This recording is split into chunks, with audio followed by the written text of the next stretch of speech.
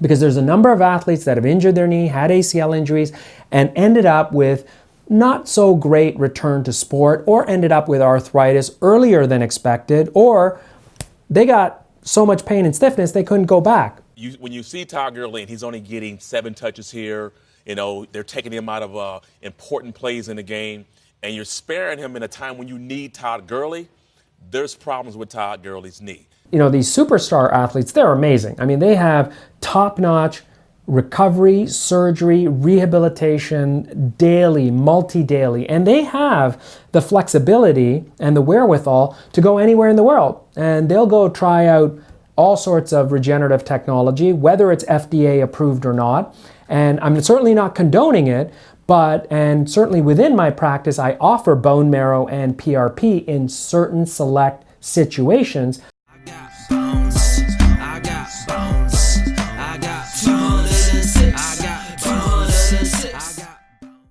So I've had a lot of questions from a number of you, as well as patients, about arthritis. You get an injury, and then you develop arthritis. You have a fracture, then you develop arthritis. You have an ACL injury, you develop arthritis. You have a shoulder dislocation, you develop arthritis. You have an ankle injury, ankle fracture, ankle sprain, you develop arthritis.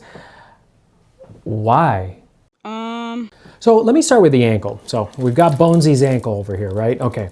So I mean, we can't talk about every single joint, but we're going to talk about ankle injuries, ankle sprains, and ankle fractures. So you get a fracture, you can injure your fibula, you can injure your medial malleolus, the tibia, tibial plafond, which is the surface there, but you can also have dislocation. So you could have a dislocation where this goes out. You can have an ankle sprain like this, where you rupture the lateral ligaments. You can have an ankle sprain like that, where you could rupture the medial ligament, or a combination of different things, okay? And in all of those, you have tendons and ligaments around the area, and all of those can be injured.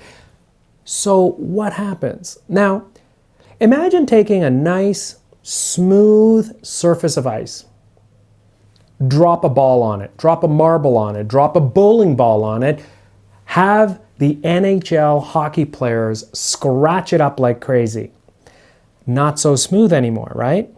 So imagine your hyaline cartilage getting injured and getting scratched, impacted, loaded, broken, smashed, total axial compression or edge loading, and you end up with various cartilage injuries. Now, they could be subacute, subclinical, or they could be more significant. Now, in the worst case scenario, you actually have an osteochondral fracture. So not just a broken bone, but an actual broken bone in the joint, an intra-articular fracture, or a subchondral where it's mostly cartilage with a little bit of bone. Sometimes that can form fragments within the joint. That can form a loose body. That can be irritating. Imagine a little marble or pea inside your shoe. That's going to hurt. Now imagine that rolling around inside your joint along that smooth hyaline cartilage. It's going to scratch it up. What does that mean? Well, you're not going to regrow your hyaline cartilage. And if you can't regrow your hyaline cartilage, you're going to get, bingo, arthritis. Now that's one way.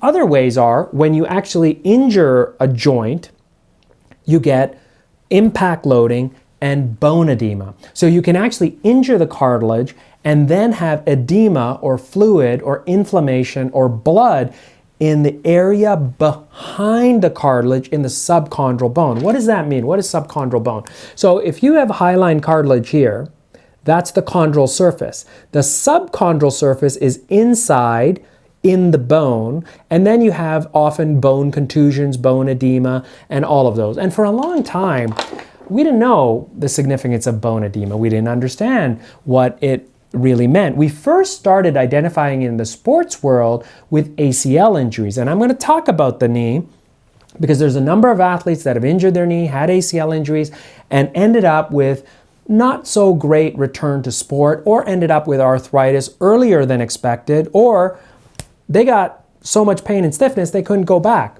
So we'll talk about that. But that's another way that you can get problems with your articular cartilage surface. Because if the substrate, meaning the foundation or the bone or that subchondral area that's injured, which is now edematous or microfractured or soft or to some extent not healing, then the support for the cartilage is reduced. Or it's about backfill pressure. Or it's about lack of support or lack of blood supply. Or it just means that you had such a bad contusion that it damaged the cartilage with the loading and you end up with loss of cartilage. So a lot of ways that can happen. And of course, the more obvious way is that you actually get a fracture right through the cartilage, through the bone, and you're either missing cartilage or you have a hairline crack in the cartilage that even though you reduce it, and as surgeons, of course we're perfect, we line up the cartilage right on line, but you're still going to see a hairline crack. Or it could be 1 millimeter, or it could be 2 millimeters. As much as we try and put it perfectly, it may not be perfectly, surgically or non-surgically. Nobody's perfect. Nature could be argued to be perfect. Some would say maybe imperfect. However, we can never get it back to exactly what it was before the injury, no matter how hard we try. And so those are the different ways in which you could get arthritis. Now, the other more difficult challenge is the overall genetic framework. Like, there's so much research on the epigenetics, biomes, various nutritional aspects, functional restoration, functional medicine. So much we don't know about nutrition. We're learning about all this stuff. So maybe there's a way we can transform that. And to some extent, that's where people have started looking at things like, you got it, PRP, stem cells, bone marrow, and other alternatives in the regenerative space. Much of which is experimental, much of which has good data, but much of which is expensive and we don't know enough about it. But there are advantages and disadvantages and risks and benefits. And I welcome you to look at my video on regenerative medicine and PRP and bone marrow for further information. Now let's start with the shoulder. We talked about the ankle. So in the shoulder, if you dislocate the shoulder, it can go out. And oftentimes when it goes out, and many of you have experienced this or heard the term Hill-Sachs lesion or reverse Hill-Sachs. Now, a Hill-Sachs lesion, when the shoulder goes out the front, it creates an impression on the bone. An impression, I don't mean that it's like as impressive as the impression I'm making on you, but it's an impression in the fact that it's this bone smashing against the glenoid socket. And that means that it's bang, and it creates a little dimple, divot, or actual fracture, which could be anywhere from negligible to more than 30% of the articular surface. So you have a big hole in your spherical humeral head. And that can create problems on your glenoid or on your humeral head. And so those are ways in which fracture, contusion, cartilage injury, bone edema, subchondral bone, subchondral cyst, subchondral edema, all of those things could fall into place. The reverse Hill-Sachs is, of course, when you dislocate out the back and you have that same bone injury on the front area. And you could have associated ligament, tendon, muscle injuries and capsular injuries associated with that. And if those injuries are undertreated or not treated, or if your rehab doesn't bring your shoulder back to a kinematic balance, then you have uneven wear, edge loading, or shear forces. And if you have injured cartilage and you're getting shear forces, uneven wear, and edge loading, you're going to cause further damage. So there's a lot of reasons, not just the injury, but the recovery, repair, and the rehabilitation, all of which is important. So sometimes we underestimate rehab and recovery, but that's important, because if you don't have a balanced shoulder and say it's stiff, and sometimes you see this, certainly historically, many years ago when you had an anterior dislocation, we would actually staple some of the tendons or the ligaments and tighten it up.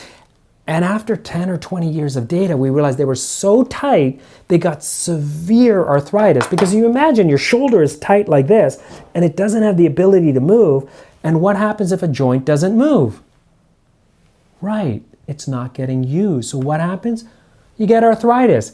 The body and our anatomy is brilliant.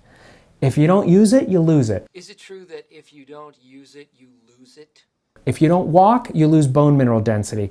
If you're not using your muscle, you get atrophy. So it literally is, if you don't use it, you lose it. And that's what happens. If you're not using your range of motion and it's stiff, the body says, okay, you don't need this joint anymore. We'll just create bone spurs and arthritis and not worry about the cartilage. Because why is cartilage important? Cartilage works through motion and lubricity and its hydrodynamic function. What that means is that it bends, conforms, and releases and allows fluid film lubrication to allow the joint to go through.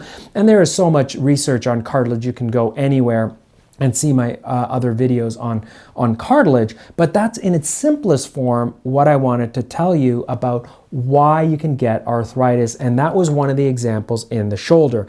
And many of you have heard about the more nouveau shoulder replacement, which may be a little overused, but it's the reverse shoulder replacement. And that's when you get a cuff tear. And if you get a cuff tear, then the shoulder can ride high if it's imbalanced. That can cause arthritis as well.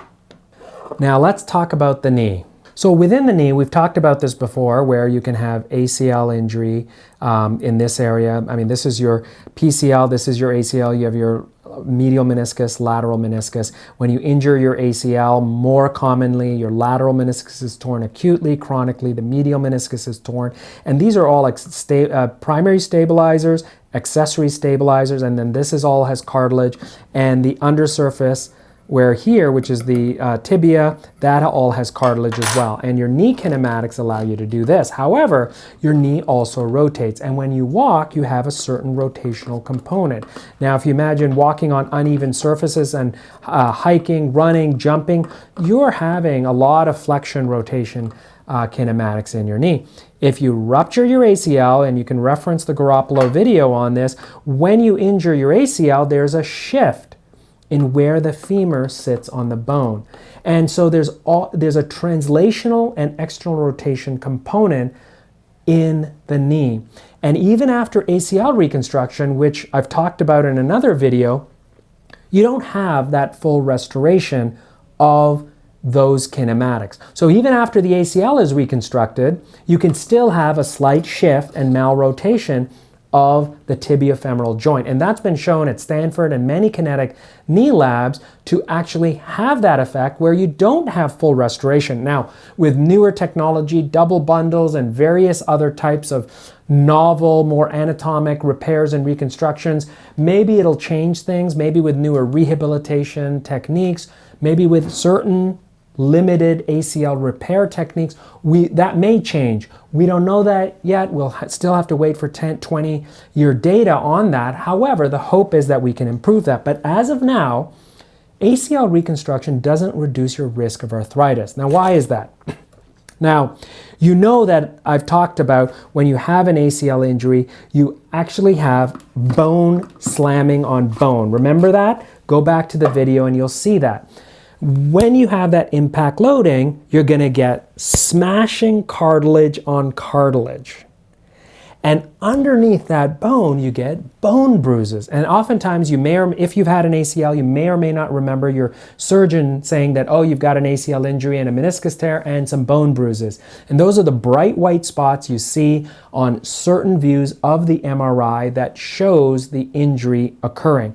Now, that subchondral edema, because it's under the cartilage, it's within the bone, can cause problems. So it could be the external surface of the cartilage that's damaged. Maybe there's shear injury, maybe there's cartilage fragments broken off, or late injuries that occur over time where the cartilage degenerates. We don't know exactly. There's different mechanisms of action.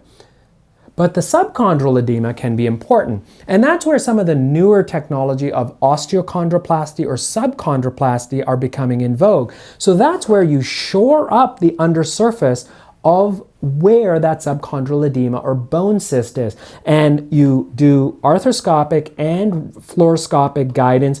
You place a guide wire and drill into that lesion.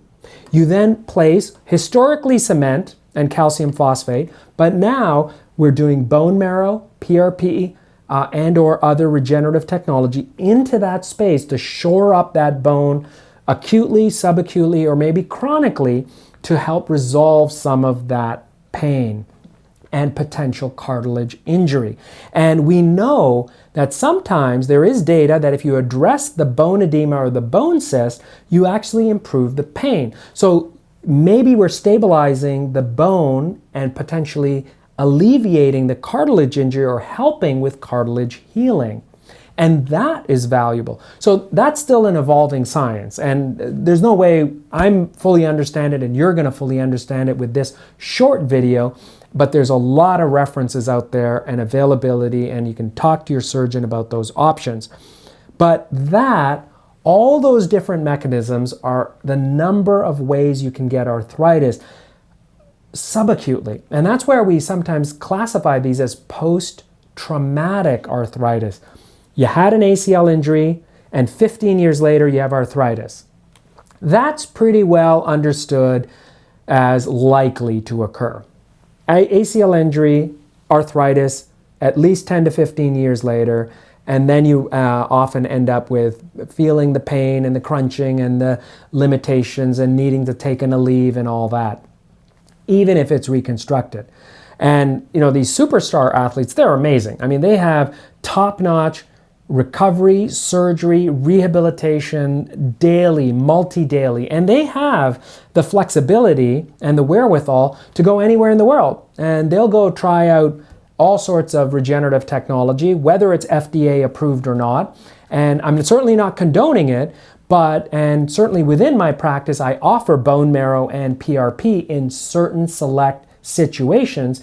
But many of these athletes, and that's why you're reading about it in the media, they'll go to Europe or abroad and they'll get all this new stem cell regenerative technology. Some of it's purely experimental into their joints, into their backs, into their muscles, some of which doesn't have a lot of data on it, but some of it does. However, it's still not covered by insurance, but there are benefits with bone marrow and PRP, and there's good data on it, but we always have to look at the balance of evidence and benefit risk with every patient. And that's something you need to talk to your surgeon about to fully appreciate and understand it before undergoing any treatment, particularly if it's not covered by your insurance and whether or not it is FDA cleared or approved. I got bones.